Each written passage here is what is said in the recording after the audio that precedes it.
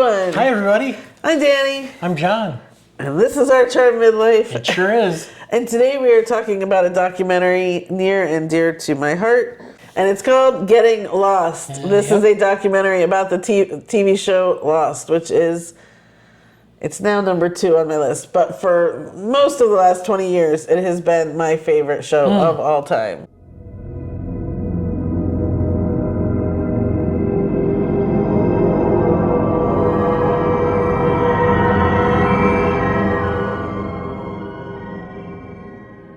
Oh, okay. Handmaid's Tale in their last season just eked it out.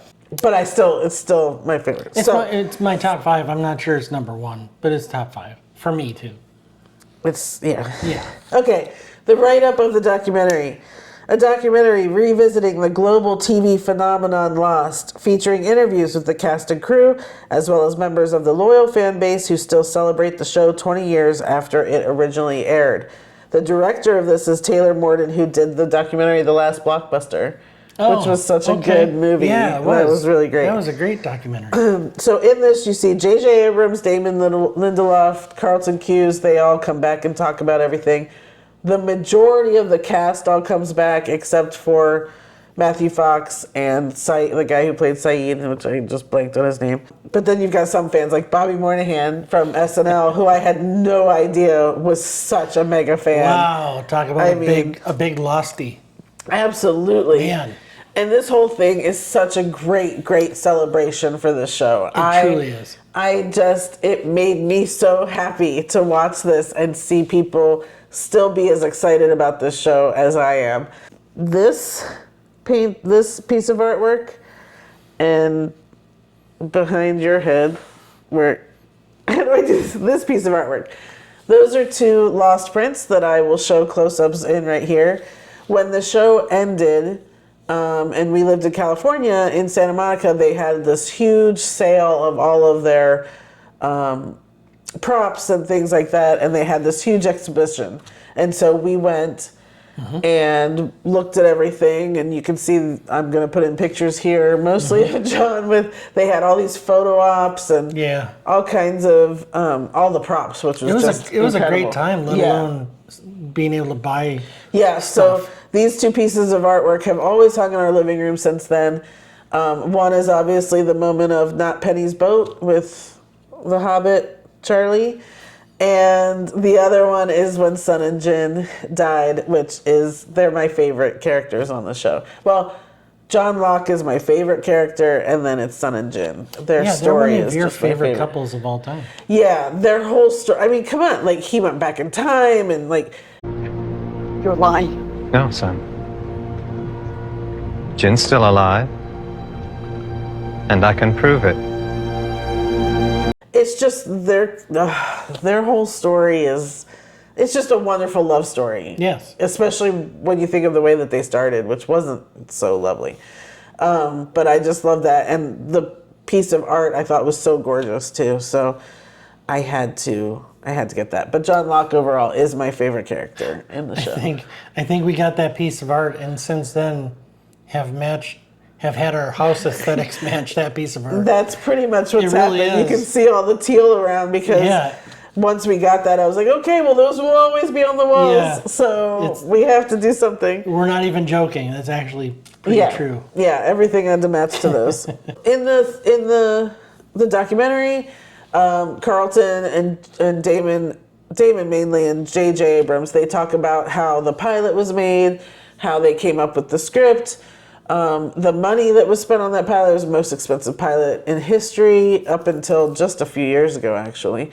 So then they talked about like, okay, well, we didn't think the pilot was gonna do anything. Now we actually have to come up with a story, and how they just kind of did all of that throughout all of the years. The cast talks about all of their experiences. I really loved that a lot of the the fans. They're just fans. They're fans. Talked about how, it felt like it was just so funny to get back into that space of when we would talk to everyone every week about what do you think's going on here? What happened here? What about this storyline, this storyline? I mean, I have this intense memory of I was out somewhere after work and racing to get home because again, all I had was a VCR and I know I had set everything to tape, but racing to get home and just running it and turning it on right in time to see it. And Yeah, that's before streaming or next day on Hulu or Right. all of that stuff. So if you missed an episode, if it didn't record for you, you were screwed. you were screwed until reruns. I Absolutely. mean, it was months before Yeah. you could see it. What's on your mind, James? Wondering what would happen to you if I put a bullet in your head. Why don't we find out? And to be a fan where you couldn't just go on TikTok and relate to other people. Like, it was the start of websites and fan sites. So I do remember finding those and being able to see that other people were as into it as I was. You know, I remember where I was when I watched the pilot. Like, I remember so much of all that whole show.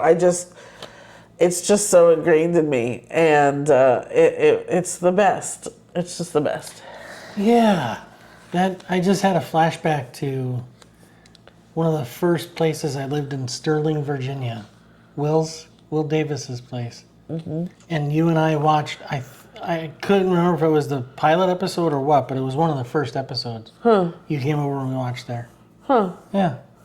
Wasn't the pilot. I watched that by myself in my apartment. Okay, fine. I believe you. Also, a few years ago, there was a controversy with the writer's room where a lot of writers came out and said that they were bullied and treated horribly, and there were even racist issues when it came to Damon and Carlton. And the good part about this documentary is they did not ignore that. They brought it up. They had people talk about it, and then they had Damon and Carlton address it, which they both just take full responsibility and apologize for it. Yep. And they also talk to some of the fans and how does this affect, your feeling toward the show. And honestly, I said to him, I was like, I've had to deal with this for so many things. I'm a huge Buffy the Vampire Slayer, and then it comes out that Joss Whedon is this horrible person. But I still get to love Buffy. When you deal with J.K. Rowling and you're a Harry Potter fan, we've all had to deal with these things when, it turns out that a showrunner or something bad happened during the show, that sometimes we have to compartmentalize. That's not going to change my view of this show that to me was so brilliant, so different, changed the face of television, and I feel horrible for people who were treated badly, and I hope that, one, Damon and Carlton run their writer's room differently now, but two, that those writers have also been able to go on and find better places to work. Yeah. And I think the feeling now after watching that would be different if they didn't fess up to it. And Absolutely. And, they tried to shift the blame to someone else. Yeah, they met it head on and they admitted way more than I thought they would, and you can tell they genuinely feel bad about it. I mean, Damon is looks like he needs therapy through the whole thing. So, and he probably is, but it was refreshing to see somebody go through that, and at the other end they don't try to say no, it wasn't me or it wasn't that bad, whatever. They admitted it was that bad, and I think they genuinely want to do better. Yeah. But I think, with this show, we wouldn't have had Mad Men came after that. We wouldn't have had Breaking Bad. We wouldn't have had so many other shows that were quality shows after this one. And again, for this to be on ABC, the fact that they had to do 22 episodes, it really is amazing to me that they were able to carry on the level of production that they were able to do. Was there some few bad episodes? Yes, there were. For the most part, what a story. I still love it, and I still rewatch it all the time. So, and think about nowadays where shows like this would get away with an 8 or 10 episode season. That's exactly right. Yeah, it would be now an 8 or 10 episode season. Maybe it would have been better that way, but it doesn't matter because we got what we got, and I'm good with it. Were you a fan of Lost? Would love to hear from you. Please comment below. Who was your favorite character? That's what I always like to ask because I think there's a little psychology thing into it, of who was your favorite character? Harley. I don't think we did the right thing, Jack. I think it wants us to come back, Hurley. And it's gonna do everything it can. We're never going back. Yep, John Locke Hurley. There is some psychology into it. So please comment below on who your favorite character was, or have you also seen this documentary? So right now it is on pay-per-view. I actually went and bought it because I love Lost. That big a fan. You can rent it on pay-per-view right now. I'm sure it'll be on one of the streaming services soon. So keep an eye out for that. But if you have seen the documentary, please comment below and let us know. Mm-hmm. Did you have anything else? I don't have anything Okay. else. I'm sorry. I am giving this documentary a 10. Oh, it's a 10. 100%. I mean, one, it's a documentary. It's hard to really complain much about it. I feel like they spent a good amount of time on each section that you would want to talk about the show. I just wish it was a 10-hour documentary. I mean, I could just watch more and more and more, and I love hearing from everyone. This could have been a miniseries. Yeah, I just want to see everyone all the time. Yeah, and I might have scored it lower if they didn't talk about the bad stuff too, and the way that went. I mean, it was just Right. It was just all around just really great. Very entertaining. Yeah, absolutely. Yeah. So that's that. Thank you guys so much. Yeah. Please subscribe. We'll have lots more reviews coming up in the very near future. Like this video if you could. That really helps out our channel. Yep. And we will see you next time. Thanks so much for watching. Bye, everybody. Bye.